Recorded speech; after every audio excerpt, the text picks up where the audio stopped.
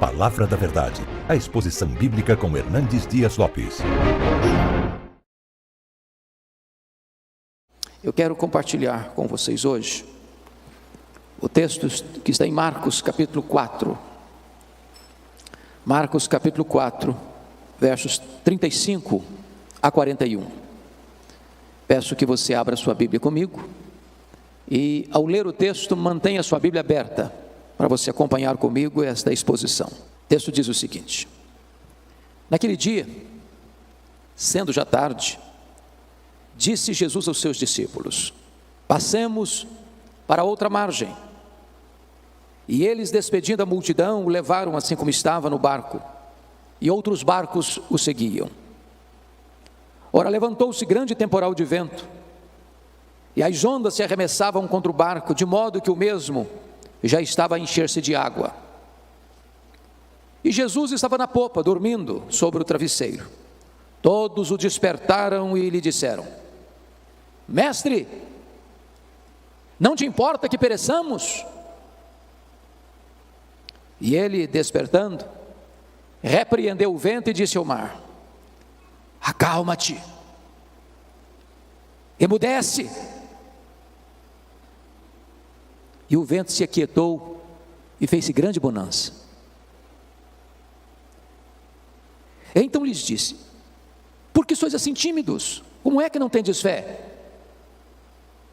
E eles, possuídos de grande temor, diziam uns aos outros: quem é este, que até o vento e o mar lhe obedecem? Amém? Eu queria pensar com vocês sobre o seguinte tema: não desanime, não tenha medo, Jesus está no controle. À guisa de introdução, quero falar 4 fatos que são importantes para a nossa reflexão nesta manhã. O primeiro deles é que as tempestades da vida existem, e elas são reais, elas estão absolutamente presentes na nossa vida porque são inevitáveis. Elas chegam, e chegam para todos. Chegam para aqueles que estão no palácio e aqueles que estão na choupana,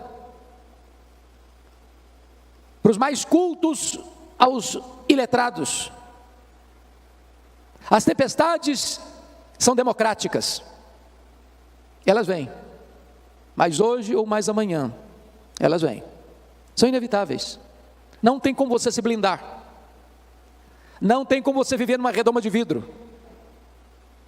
A vida não se desenrola num parque de diversões.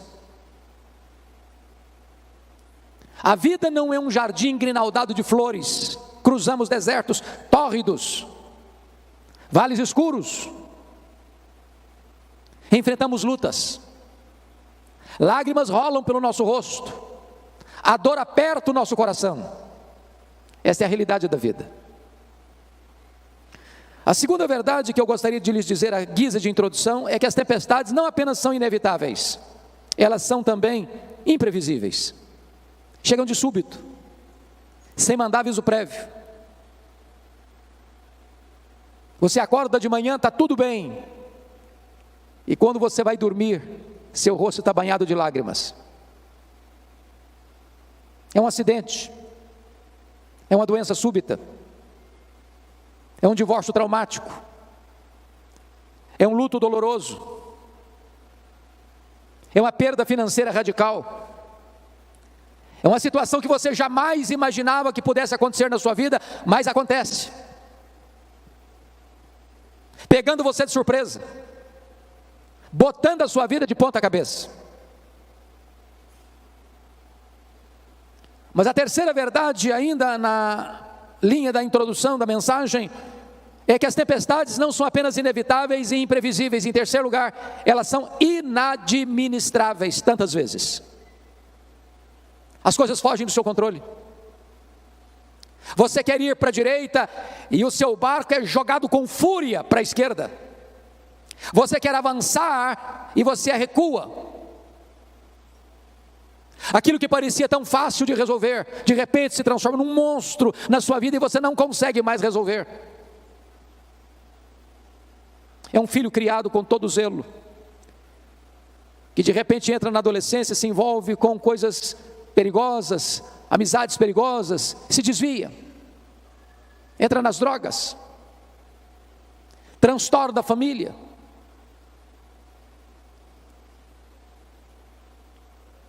Mas eu quero concluir dizendo que, em último lugar, quarto e último lugar, as tempestades da vida são também pedagógicas. Louvado seja Deus, pedagógicas. Sabe o que significa isso? Tudo que vem à sua vida, por mais carrancuda que seja essa providência, pode isso estar fora do seu controle, mas não está fora do controle de Deus. Deus tem um plano nisso. Deus vai usar essa experiência dolorosa de tempestade, não para destruir você, mas para tonificar as musculaturas da sua alma. Não para levar você ao naufrágio, mas para conduzir você a uma experiência mais profunda com Ele. Quando Deus nos permite passar por uma situação adversa, difícil, amarga, Ele quer nos dar lições mais profundas, que de outra sorte nós não conseguiríamos aprender. Então, dito isto, a título de introdução, peço que você, com a Bíblia aberta comigo, passemos a considerar algumas lições desta passagem. O contexto aqui é que Jesus passara todo aquele dia ensinando as parábolas do reino. E se você já falou, deu aulas, pregou um dia inteiro, você sabe que ao final do dia, você está exausto. Então Jesus entra no barco, pega um travesseiro, vai lá para trás do barco, deita e dorme. Mas antes disso ele diz para os discípulos: passemos para outra margem. Enquanto eles estão navegando para outra margem, eu estou falando do Mar da Galileia, ou do Lago de Genezaré, e você sabe que esse mar não é um mar, é um lago de águas doces, o maior reservatório de águas doces do Oriente Médio, com 21 quilômetros de comprimento por 14 de largura, a 200 metros abaixo do nível do mar Mediterrâneo, encurralado pelas montanhas de Golã de um lado, as montanhas da Galileia do outro. Enquanto navegam, subitamente surge uma tempestade de vento, e o barco é varrido de um lado para o outro. E os discípulos inicialmente devem ter pensado: vamos deixar o mestre descansar, nós temos habilidade e capacidade de resolver esse problema. Mas na medida em que eles tentavam resolver o problema, o mar se agigantava, as ondas se tornavam mais furiosas, o barco era sovado com fúria pelo vento tão furioso, estava se enchendo de água, e a morte mostrando para eles a sua carranca. E então recorrem a Jesus com uma pergunta em tom de censura: mestre, não te importa que pereçamos? E Jesus se levanta, repreende o vento, repreende o mar, a grande bonança, e agora Jesus pergunta para eles: por que sois assim tímidos? Como é que não tendes fé? E eles se entreolharam e perguntaram uns para os outros: mas quem é este, que até o vento e o mar lhe obedecem? Notem comigo, irmãos, que esse texto está regido por 3 perguntas. A primeira pergunta está aí no versículo 38. É a pergunta dos discípulos a Jesus: mestre, não te importa que pereçamos? A segunda pergunta é a pergunta que está no verso 40. É a pergunta de Jesus para os discípulos: por que sois assim tímidos? Como é que não tendes fé? E a terceira pergunta está no verso 41. É a pergunta entre os discípulos: quem é este que até o vento e o mar lhe obedecem? Bom, como o texto está regido por essas 3 perguntas, me deterei em trabalhar essas 3 perguntas na meditação desta manhã. Vejamos então a primeira pergunta. Esta é a sua pergunta, esta é a minha pergunta, esta é a nossa pergunta: mestre, não te importa que pereçamos? É a pergunta da angústia, é a pergunta da vulnerabilidade humana, é a pergunta das fraquezas humanas. É a pergunta de alguém que está enfrentando um problema e não sabe como resolvê-lo. Está enfrentando uma doença e a medicina diz: não tem mais jeito. Está enfrentando uma crise conjugal e parece que não vê nenhuma janela de escape para uma solução que traga paz à alma.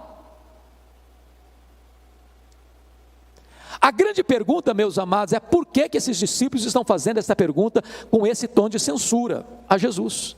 Mestre, não te importa que pereçamos? Não estás vendo a nossa dor? Não estás vendo o nosso aperto? Não estás percebendo o nosso perigo? Não vais fazer nada? Mas por que eles estão fazendo essa pergunta? Porque alguma coisa não estava bem resolvida na mente deles. Primeiro lugar, eles não estavam conseguindo conciliar a obediência à ordem de Jesus. Passemos para outra margem, com a tempestade que estava enfrentando.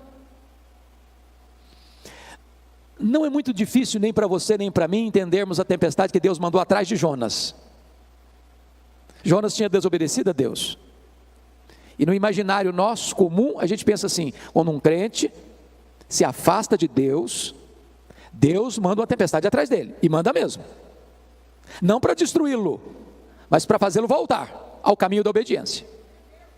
Agora, como é que eu vou entender que eu estou fazendo a vontade de Deus? Eu estou andando com Deus, eu estou obedecendo a uma ordem expressa de Jesus, e a tempestade vem, e a tempestade chega, e o vento contrário começa a me ameaçar. Na cabeça deles, isso não estava bem resolvido, porque a nossa expectativa é essa: se eu estou andando com Deus, vai dar tudo certo, nenhum imprevisto vai acontecer. Mas havia um segundo problema que levou esses discípulos a perguntarem a Jesus, nesse tom de censura: mestre, não te importa que pereçamos? Qual era o segundo problema? Era a urgência da necessidade deles com a demora de Jesus em atendê-los. Por quê? O que Jesus estava fazendo no barco? Estava dormindo. Quem está dormindo não está agindo. E parece-nos que um dos dramas que nós enfrentamos na vida é que quando a coisa pega, quando o calo aperta, quando a dor lateja em nossa alma, quando as lágrimas quentes rolam em nossos olhos, quando a noite parece escura demais, você grita por socorro e só escuta o eco da sua voz. Deixa eu lhes dizer, tem hora, eu vou voltar, filho, pode ficar tranquilo. Tem hora que a demora de Deus nos aflige mais do que o próprio problema. Eu vou ilustrar. Vocês se lembram da Marta? Quando seu irmão Lázaro ficou doente? Jesus estava a um dia de viagem de Betânia. E Marta manda um recado para Jesus assim: está enfermo aquele a quem amas. A casa dela estava cheia de gente. Talvez as pessoas questionando: ô Marta, será que Jesus vem? Ele vem, claro, ele é nosso amigo. E eu, Lázaro, piorando. E Jesus não chega. Aí a pessoa gastou um dia para ir de Betânia, onde Jesus estava. Ao dar o recado, Jesus disse para os seus discípulos assim: o Lázaro morreu. Mas manda um recado para Marta: esta enfermidade não é para a morte, é para a glória de Deus. Quando o emissário retorna no segundo dia, que era um dia para ir, outro dia para voltar, talvez apressadamente já vai dizendo para Marta: ô Marta, Jesus mandou falar para você que esta enfermidade não é para a morte, é para a glória de Deus. Mas o Lázaro já estava morto e sepultado. Olha o nó na cabeça da Marta.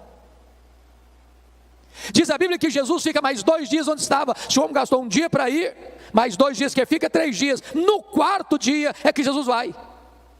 Quando Jesus chega lá, o Lázaro está morto e sepultado há 4 dias. E a primeira palavra que Marta falou para Jesus não foi a saudação Shalom, foi uma palavra de censura: se tu estiveras aqui, meu irmão não teria morrido, o senhor chegou tarde demais, agora não adianta mais. E Jesus: Marta, teu teu irmão há de ressurgir. Ela diz: eu sei que vai ressurgir no último dia. E Jesus: Marta, eu não fui, eu não serei, eu sou a ressurreição e a vida. Se você crer, Marta, você verá a glória de Deus. Talvez você, meu amado, que está aqui hoje, minha irmã, você está aguardando um milagre de Deus na sua vida, uma resposta às suas orações há anos. Mas o que eu posso dizer para você é que Deus nunca chegou atrasado. Quando Ele parece chegar atrasado, é porque Ele está preparando algo maior e melhor para a sua vida. Mas sabe por que esses discípulos estão angustiados? De uma terceira razão.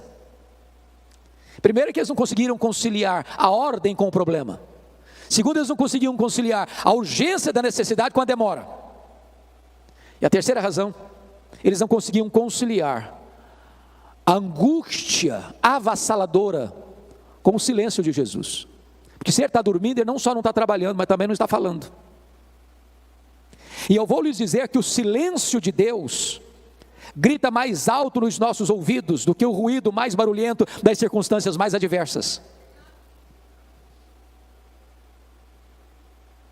Quantos de nós, irmãos, nas noites mais escuras da alma, já gritou: socorro!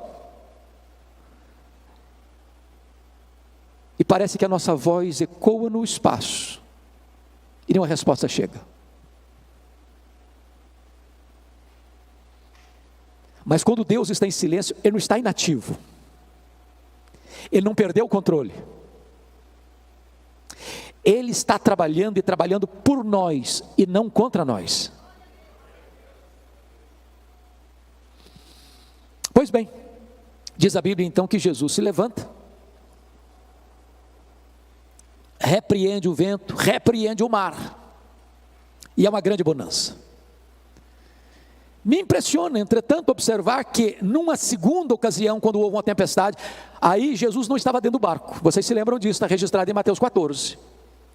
Lá naquela segunda ocasião, Jesus mudou a metodologia. Aqui, primeiro ele acalma o mar e o vento, para depois acalmar os discípulos. Lá na segunda ocasião, primeiro ele acalmou os discípulos, para depois acalmar o mar, dizendo assim para eles: tende bom ânimo, sou eu, não tenham medo. Só então ele acalmou o mar. A pergunta é: por que ele mudou de metodologia?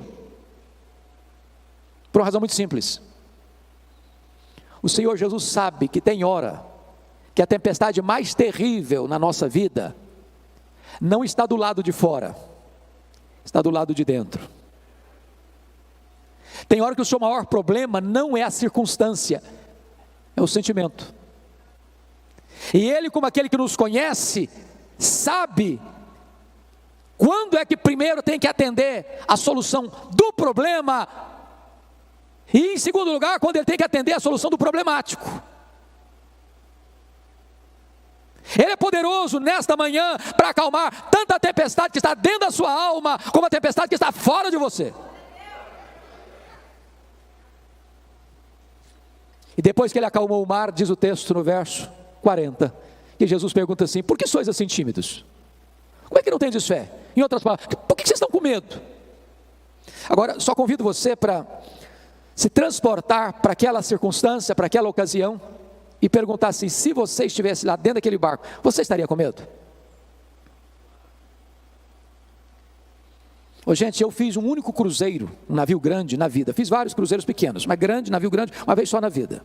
Saiu de Santos, foi para o interior do Rio de Janeiro. E eu prometi a mim mesmo nunca mais fazer outro cruzeiro na vida. Pegamos ondas de 5 metros. Foi um desespero. Todo mundo dentro do navio ficou com náuseas. Todo mundo. Você ia sair, você tinha que cambalear nos corredores e todo mundo vomitando nos corredores. Você não imagina o que é você começar uma viagem, o navio está todo mundo nauseado e você sabe que tem 8 horas pela frente. A única oração que eu fazia era essa: ó Deus, ou eu durmo ou eu morro. Agora imagine o que é um barquinho de pescador, no meio do mar, já de noite, o mar furioso, moendo o barquinho, água entrando, a morte mostrando a carranca. A situação humanamente desgovernável, você ficaria com medo? Aí Jesus pergunta: por que vocês estão com medo? Como é que vocês não têm fé? Mas por que eles deveriam estar com fé e não com medo? Bom, eu quero lhes dar 4 razões por que eles deveriam ter fé e não medo. Para ajudar a vocês na memorização, usarei um recurso mnemônico. As 4 razões para eles terem fé e não medo, começando com a letra P. Primeiro, eles deviam ter fé e não medo por causa da promessa de Jesus no verso 35. Passemos para outra margem. Se Jesus disse assim: passemos para outra margem, qual era o destino deles? A outra margem, claro. Então vou lhe dizer algo sublime agora. Promessa de Jesus e realidade são a mesma coisa.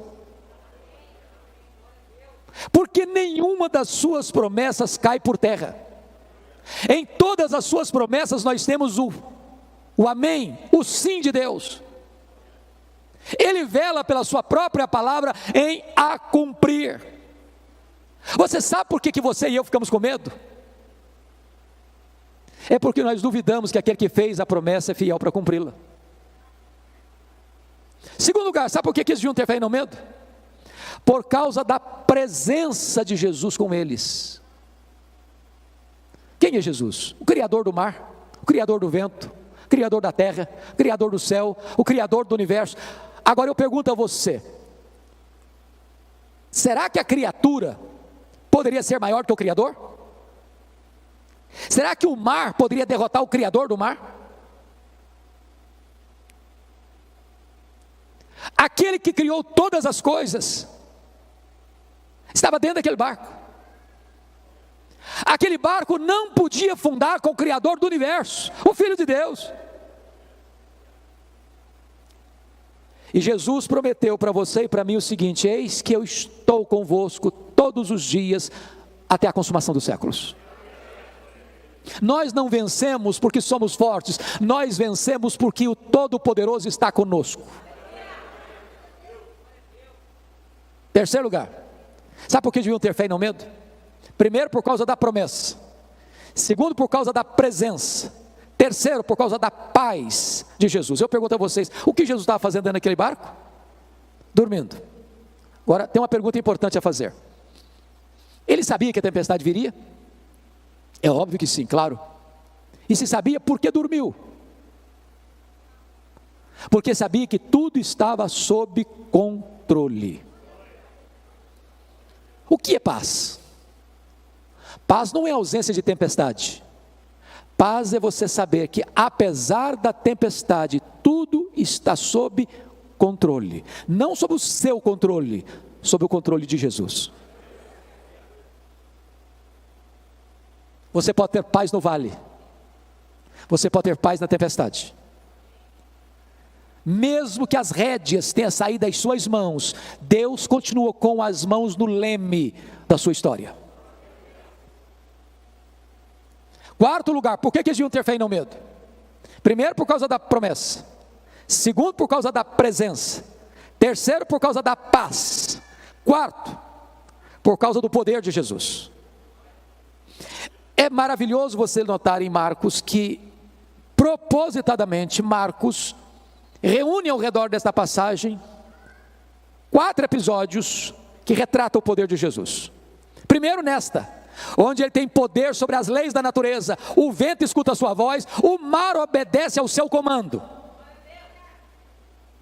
Mas notem comigo que em seguida, capítulo 5, ele desembarca do outro lado, na região leste do lago, na região das montanhas de Golã, em território pagão, no território de Gadara, num despenhadeiro, dentro de um cemitério, de noite, quando entre os sepulcros tem um homem gritando, ferindo-se com pedras, louco, furioso,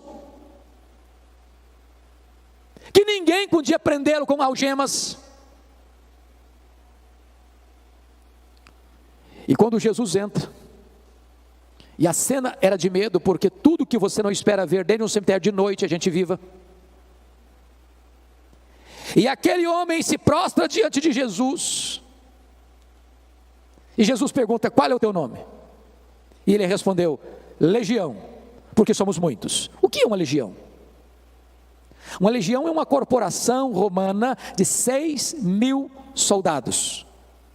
Dentro de um único homem tinha 6.000 demônios, capaz de sair de um homem e entrar em 2.000 porcos, levando-os ao precipício e à morte.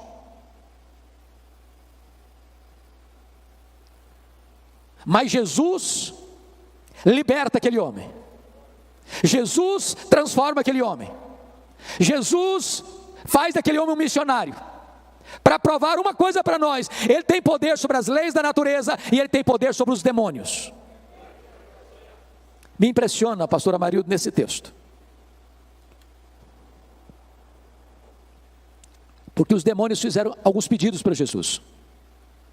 O demônio não ora, mas faz pedido. Primeiro pedido: não nos atormentes antes do tempo.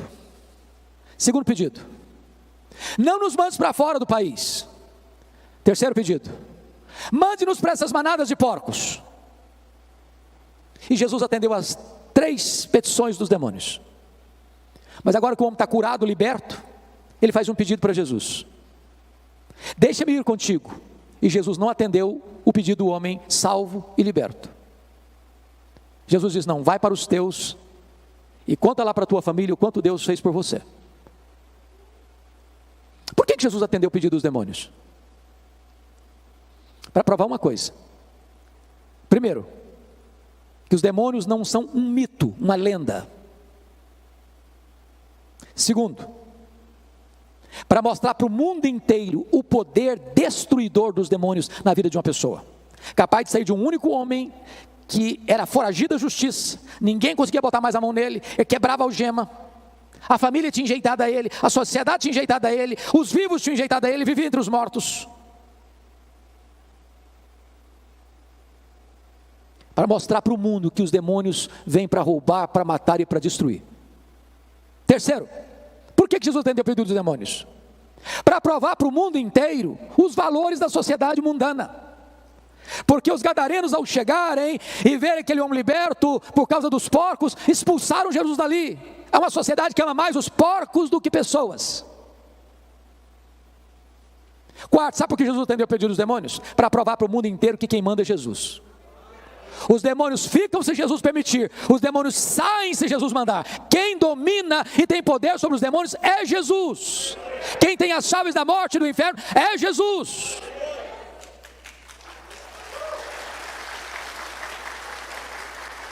Então Jesus aqui prova que ele tem poder sobre os demônios. Mas quando você segue a leitura em Marcos 5, Jesus demonstra poder, agora não só sobre as naturezas, não só sobre os demônios, mas sobre a enfermidade, porque tem uma mulher hemorrágica, 12 anos esvaindo-se em sangue, a medicina não resolve o seu problema, o seu dinheiro está se acabando com tratamentos que não tiveram qualquer efeito para ela, e ela pensou: se eu apenas tocar na hora das vestes do Senhor Jesus, eu ficarei livre do meu mal. E ela tocou na hora das vestes de Jesus, e a hemorragia estancou-se no mesmo momento. Sabe por quê? Porque Jesus tem poder sobre a natureza, poder sobre os demônios e poder sobre as enfermidades. A última palavra não é da ciência, a última palavra não é da medicina, a última palavra é do Deus vivo, é do Filho de Deus. Mas em seguida, no capítulo 5, Jesus está indo no meio da multidão, porque Lázaro, o chefe da sinagoga, rogou a Jesus: Senhor, vá comigo à minha casa, porque a minha filhinha única de 12 anos está muito doente, está à beira da morte. E Jesus caminha com ele. Quando chega alguém, diz: não incomodes mais o mestre, a tua filha acabou de morrer. O desespero, a dor, a angústia, filha única.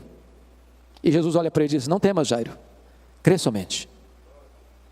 E Jesus chegou na casa de Jairo, a menina estava ainda estendida na cama, seu corpo sem vida. E Jesus se aproxima e diz: menina, talita cumi, significa: menina, está na hora de acordar, está na hora de levantar. E a morte escuta a voz de Jesus, e a menina ressuscita. Sabe por quê?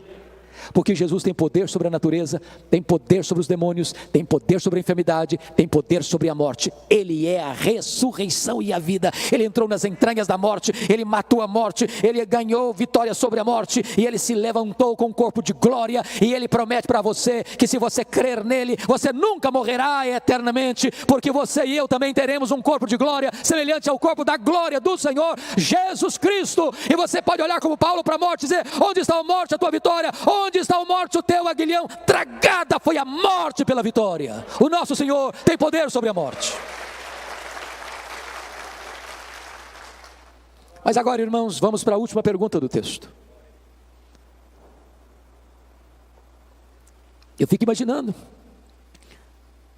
o mar se acalmando como uma fera selvagem que precisa ser acalmada, o barco balançando, os discípulos todos molhados, porque o barco já estava se enchendo de água, aquelas jorros d'água batendo no barco, e eles estão completamente tomados de uma santa reverência, perguntando uns para os outros assim: mas quem é este, que até o vento e o mar lhe obedecem? Que pergunta emblemática. Quem é este? E nós poderíamos responder essa pergunta hoje, dizendo o seguinte: este é aquele que junto com o Pai e com o Espírito Santo, lá nos refolhos da eternidade, antes da criação do universo, no conselho da Trindade, traçaram um plano perfeito para a sua, para a minha, para a nossa vida. Este é aquele que no princípio criou todas as coisas, porque todas as coisas foram feitas por intermédio dele, e sem ele nada do que foi feito se fez, as coisas visíveis e invisíveis. Quem é este? Este é aquele que sustenta todas as coisas pela palavra do seu poder. Quem é este? Este é a semente da mulher que nasceu para esmagar a cabeça da serpente. Quem é este? Este é aquele de quem os patriarcas falaram, para quem os profetas apontaram. Quem é este? Este é aquele que foi simbolizado pelo Cordeiro da Páscoa, cujo sangue, passado no batente das portas, libertou os primogênitos de Israel da morte no Egito. Quem é este? Este é aquele que foi simbolizado pelo tabernáculo, este é aquele que foi simbolizado pela arca da aliança, este é aquele que foi simbolizado por aquilo que estava dentro da arca, as tábuas da lei, o vaso com maná, a vara seca de Arão que floresceu. Este é aquele que foi simbolizado pela tampa da arca, o propiciatório, onde a glória de Deus se manifestava. Quem é este? Este é aquele que foi simbolizado pelas festas de Israel, pelos sacrifícios do templo, pelo sábado. Tudo era a sombra dele, ele é a realidade. Quem é este? Este é o maravilhoso conselheiro, Deus forte, o Pai da eternidade, o príncipe da paz. Quem é este? Este é o sol da justiça, a brilhante estrela da manhã. Quem é este? Este é o Messias prometido, este é o Filho de Deus, que na plenitude dos tempos nasceu de mulher, nasceu sob a lei, para ser o nosso Redentor. Quem é este? Este é o Verbo eterno, pessoal, divino, autoexistente, Criador, que se fez carne e habitou entre nós, cheio de graça e de verdade, e vimos a sua glória, glória como do unigênito Pai. Quem é este? Ora, este é aquele que pode dizer: eu sou, antes que Abraão existisse, eu sou. Este é o pão da vida, este é a luz do mundo, este é a porta das ovelhas, este é o bom pastor, este é a ressurreição e a vida, este é o caminho e a verdade e a vida, e ninguém vem ao Pai senão por ele. Este é a videira verdadeira. Quem é este? Este é o cabeça da igreja, este é o fundamento da igreja, este é o dono da igreja, este é o edificador da igreja, este é o protetor da igreja. Quem é este? Este é o amado da nossa alma, este é a nossa alegria, este é a nossa herança, este é a nossa paz, este é a nossa justiça, este é o Filho de Deus que desceu da glória e entrou na nossa história e pisou o nosso chão e bebeu a nossa água e chorou a nossa lágrima e sentiu a nossa dor e carregou com os nossos pecados sobre o seu corpo no madeiro. Quem é este? Este é aquele que no Getsemane suou sangue por amor de nós, é aquele que chorou no Getsemane, aquele que bebeu sozinho o cálice amargo da ira de Deus. Este é aquele que foi cuspido e esbordoado no sinédrio, este é aquele que foi espancado e vilipendiado no pretório romano, este é aquele que carregou sobre o seu corpo no madeiro os nossos pecados e andou pelas ruas de Jerusalém apinhadas e debaixo de uma multidão sangue sedenta gritando: crucifica-o, crucifica-o, crucifica-o, crucifica-o. Quem é este? Este é aquele que foi pregado naquela cruz, naquele leito vertical da morte. Este é aquele que transformou aquele patíbulo de horror no instrumento da sua própria salvação. Quem é este? Este é aquele que entrou nas entranhas da morte. Ele é aquele que matou a morte. Este é aquele que ressuscitou gloriosamente. Este é aquele que está vivo pelos séculos dos séculos. Este é aquele que voltou para o trono. Este é aquele que está sentado à destra de Deus. Este é aquele que vai voltar pessoalmente, visivelmente, audivelmente, repentinamente, inesperadamente, gloriosamente. Quem é este? Este é aquele que vai se assentar no trono e vai julgar as nações. Este é aquele em quem você e eu vamos reinar para sempre e sempre e sempre, onde não vai ter mais dor, onde não vai ter mais lágrima, onde não vai ter mais luto, onde não vai ter mais tristeza, onde não vai ter mais pecado, e nós estaremos com Ele, e para sempre, para sempre, para sempre, para sempre, reinando com Ele, desfrutando da glória dEle, contemplando a Ele, usufruindo a glória dEle. Quem é este? Este é o amado da nossa alma, este é a razão da nossa vida, este é o nosso glorioso Redentor, este é aquele que diz para você e para mim hoje: você não precisa ter medo, você pode ter fé. A Ele a honra, a Ele a glória, a Ele o louvor, agora e pelos séculos eternos. Aleluia. Amém.